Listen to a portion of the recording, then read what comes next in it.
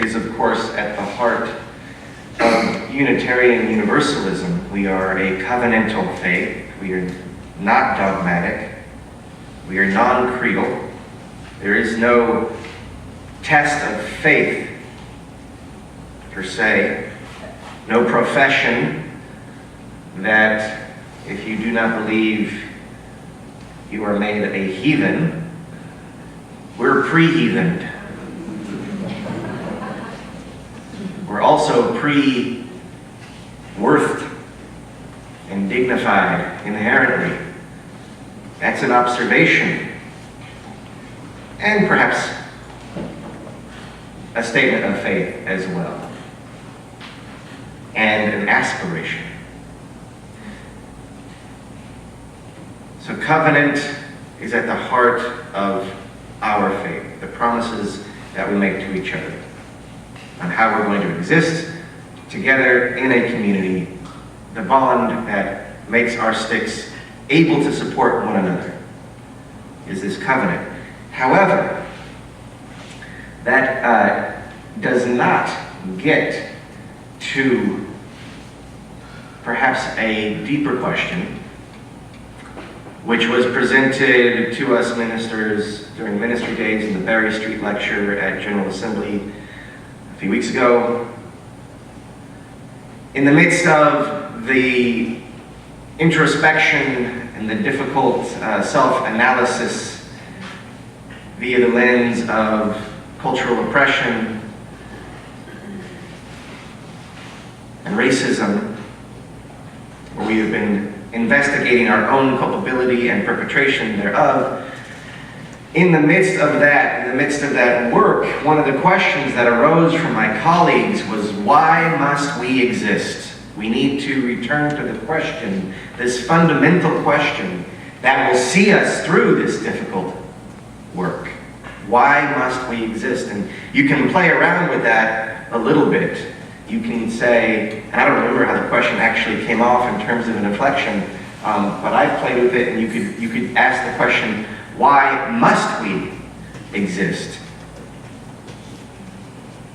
Why must we exist? Why is it necessary for us to be Unitarian Universalists in the world?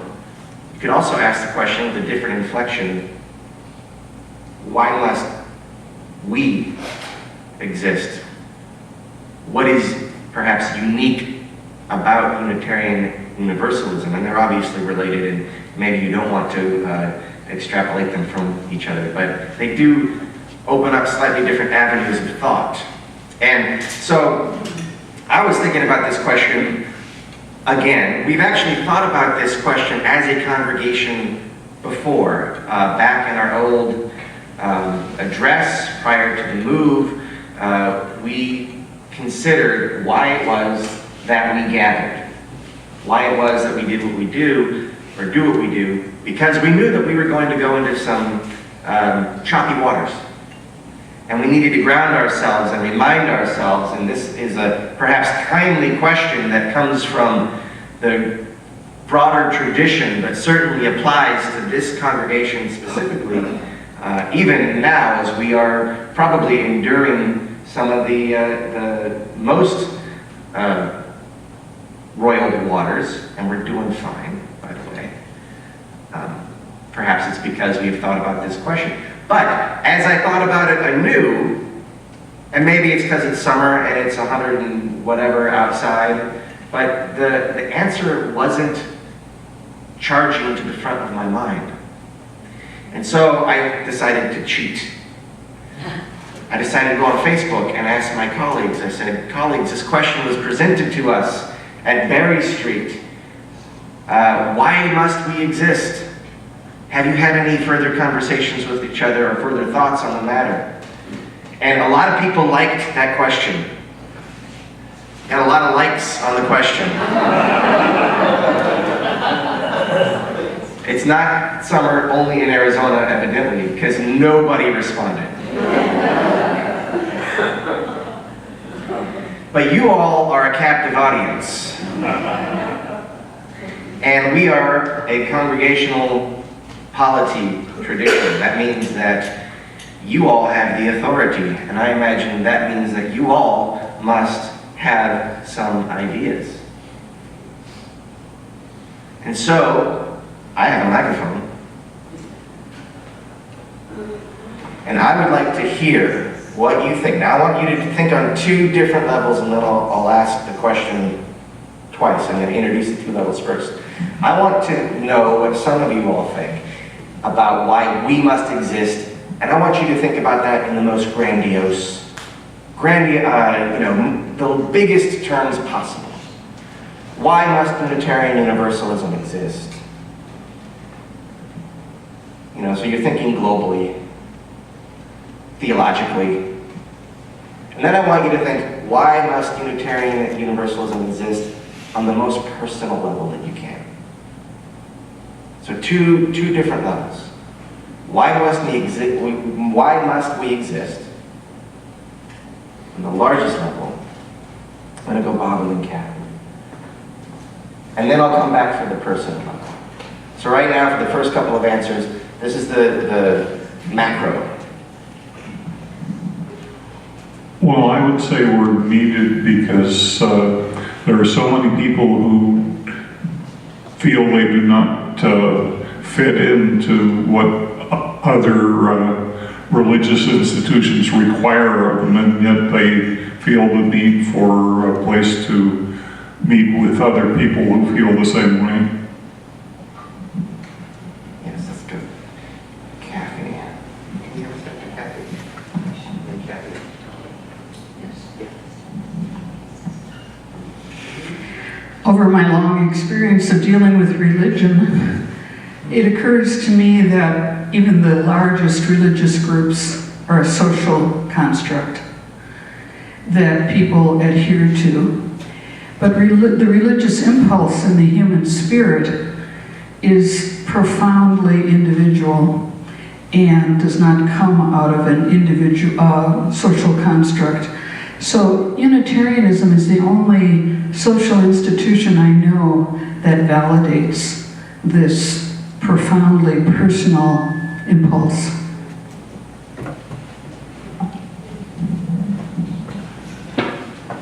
I think Unitarianism has to exist because we are stewards of the invisible.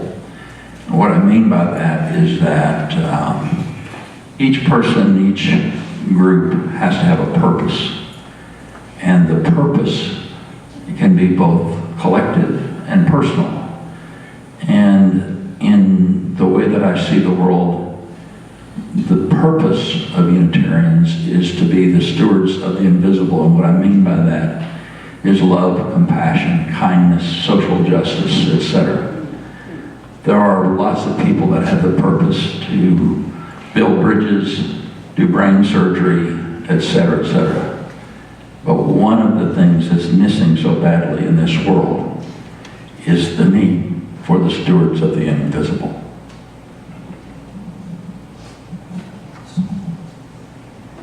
Okay, we'll do one more on the macro, and then we're going to go to the personal. I believe the world needs a faith that has the ability to listen to the other with an open heart and mind. And I believe that's what Unitarian Universalism does. So we'll go Bob and Tom, and then I want to take it to the personal level. Embracing what everybody has said so far, I would add that the tradition we represent, we are the only organization in the European American context at least. We're the only organization that carries on the tradition of intellectual love, which began in ancient Greece and is carried forward by so many people within the official religions, and now within the broader culture by people like Emerson and Whitman and Emily Dickinson, and people who insist on their individuality, as Kathy says, and insist that that individuality connects us to the web of everything and the love and the beauty in everything. go to Tom, and then we'll go. I want you to start thinking about personal. Why must Unitarian Universalism exist for you? This will be back around. Or another way that I like to look at everything is, what is the point? And I pretty much ground it, also thinking about it in terms of marketing. What would we tell someone the point is? And I would ground it in the first principle on two levels. One, we need to exist because inherent worth and dignity is not felt by all people. And we need to be here so that they will feel this. Because without that, we're losing a lot of energy for helping the world. The other flip side of that is, I think we need to be here for those people who feel inherent worth and dignity already, who feel perfectly fine, who are strong, who don't need anything in particular other than a wonderful framework in which to create a better world, a better themselves. And so to me, it's about inherent worth and dignity and making the most of it. Okay, can we think about, from a personal level, why? I'd like to say that. Okay. I think Unitarian Universalism is important because we carry a history and tradition of heresy. I'm often critical of Unitarian Universalism because we are not heretical enough sometimes. Now, this woman who raised the question about ethnic or racial chauvinism and oppression, I didn't like it at all. But she is an example of a heretic, and she's got our attention, and that's good. You lived right into your statement, because I was saying, let's go personal, but no. That's good. Okay, talk to me about why you need Unitarian Universalism. I was brought up very creedal and institutional. And when I discovered that it didn't amount to a roll of beans because everybody interpreted it differently on their own, why can't we advance that? And so Unitarian Universalism is a place for me to experience togetherness and love and social community and giving, that without having a creed that didn't make sense. Thank you. Why must we exist for you? And we'll just do these last three, and then we'll take a little break, and then I'll catch up. Well, I actually thought about this a lot when my daughter's accident, and because I'm wondering, and she's wondering how she even survived that. And what I came to realize is that for me, having growing up as a Unitarian Universalist and trying to go to other congregations and other denominations, what lacks for me is that personal human part. And when Erica had this accident, some man, some Good Samaritan, got out of his car and stopped traffic on I-10 so she would be okay while her car is spinning around the freeway. And the police came and they were very helpful and very kind. And for me, as a UU, I can be thankful for those as people and be thankful to those people. And I know when I talk to my friends that are very Christian, it's all God. It's like we don't get to take credit for anything we do. And as a UU, as people, we get to take credit as a person, and and the human side is important to me. I was hanging out with a friend last night who grew up in a very, very conservative Baptist style congregation, lifestyle, and he made the point that they were always encouraged to be nice, but never encouraged to be curious. So, and I think that, so they could be nice, but they aren't actually seeing the full person, which I think is sort of speaking to what you were just talking about. Well, it's funny, my answer to the first question and the second question are the same. Because I believe the world needs liberal religion. I believe that the world and I personally need a place to come and learn from my congregation and from you and develop my theology. So it's the same answer to both questions.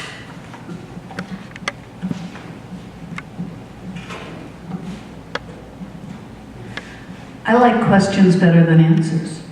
And it's kind of what you were saying. I was Episcopal when I was very young, and I remember asking the nun, why? And they went, no, no, no, no. So I'm a much better you than I was the other. So all of those kind of get into that heresy. Like we are encouraged to be heretical. Curiosity is heretical. Asking why is heretical. Susie, can you play us a little music and we'll continue to think on these questions for a few minutes, and then after that I'll come back and say a few more words and then we'll adjourn for the day.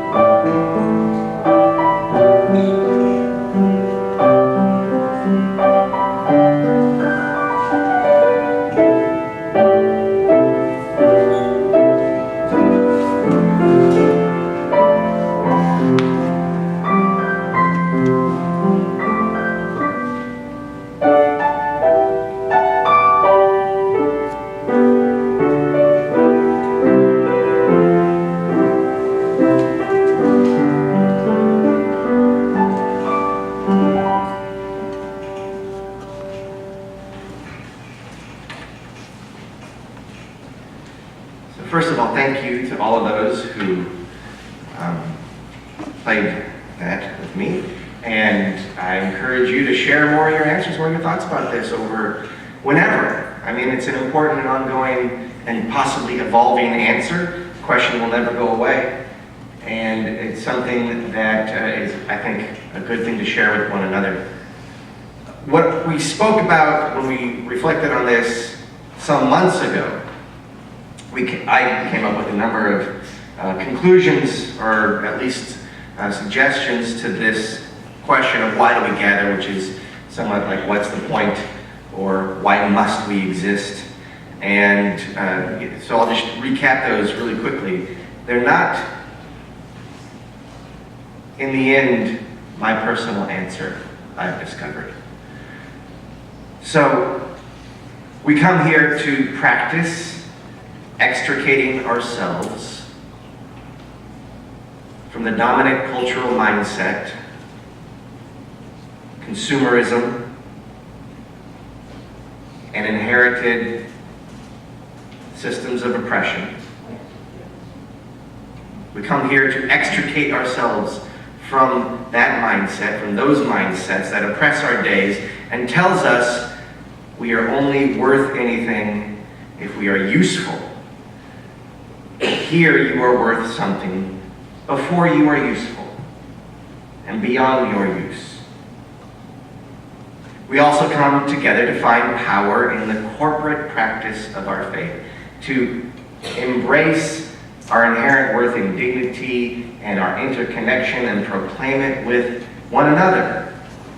To do that not in isolation, but to get strength from each other in that proclamation and witness. We come here to practice living and thinking counter to the mindsets that insinuate our days, to practice finding ourselves beyond use, and then to practice gratitude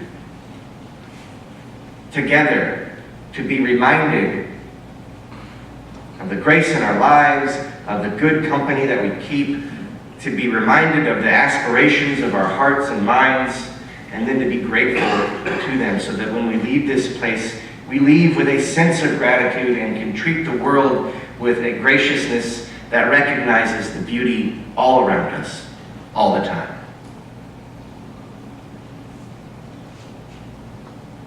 We hope to find in our faith a course for power that can be a gift to the world.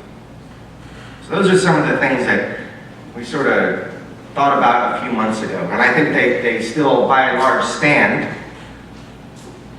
However, when I think to myself right now, must we exist, and I'm thinking personally now, why must we exist for me?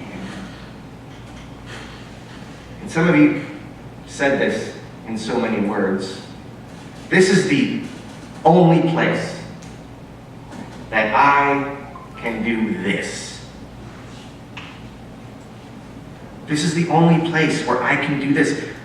And this is important, and what is this? I think this is, because when I first said that to myself, I didn't know what this was, but I knew that I meant it. And I think this, what is this? What is this? It is the unbound, that's not right either, but the naked religiosity of my being as a human that doesn't have to be confined to a creed, that doesn't have to be, it is bound in some way because our promises shape us. We electively give some of ourselves over to the promises we make to each other. But that's part of the expression of our religiosity. I need some place for me to be a fully expressing human, because human beings, Kathy, as you said, I think are inherently religious. I think humans are religious like we breathe. We construct meaning systems. We find things of value. We acquire a sense of what it means to be home. And to do that with you all, where you all can tell me if I'm out of line, where you all can care for me when I stumble, when I fall, when I hurt myself or somebody else, hold me in care and accountability while being unapologetically religious in a very curious way. This is the only place that can happen. And that's not always easy, nor should it be. Katie, my wife who's ill today, she says that you, when you're doing it right, is the hardest faith going. Because we, in so many ways, are on our own. We don't have the easy hook to hang our hat on. We've got to carry our own water. I don't know, I'm just throwing out weird metaphors now. But you get the idea. So I think we must exist in this world. I still maintain that if we do what we do right, that we are the future of religion on the planet Earth. Like, that's pretty grandiose, but that's what I think. Because I think that we are on an intellectual and spiritual course of evolution, of which we are among the vanguard. It's not only us. And we certainly can learn all up and down. We have to relearn lessons all the time, by the way. All the time. So that's why I think we must exist. And this congregation has taken that to heart, and we are going to build a beautiful, inspiring sanctuary that attracts more people to it. And you all are going to do the work to dismantle the systems in your mindsets that allow you to bring ever more people that you know personally into our tradition. I think we must exist. I think we must grow also. And I don't know how you could say we must exist without saying the other. And I think we are on track to do that. We're doing it fairly well. You've girded for the weird. The girdle has held, by and large. More weirdness is coming, I could assure you, and we will be fine. And we will be bound and strengthened by our covenant and by our faith tradition. Please rise in body or spirit and join in singing hymn number 345. We laugh, we cry. Correction, it's actually 354. 354. 354. See, accountability and care right there.